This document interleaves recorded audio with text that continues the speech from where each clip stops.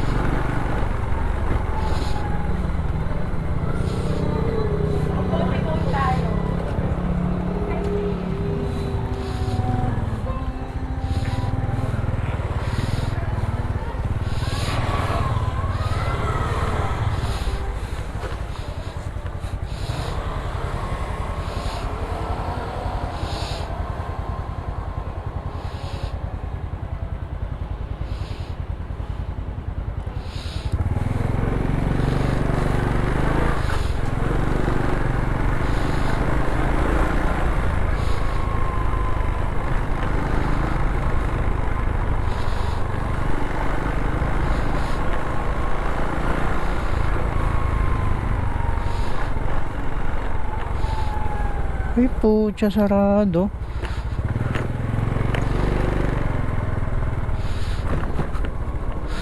Nak ng kalungkutan.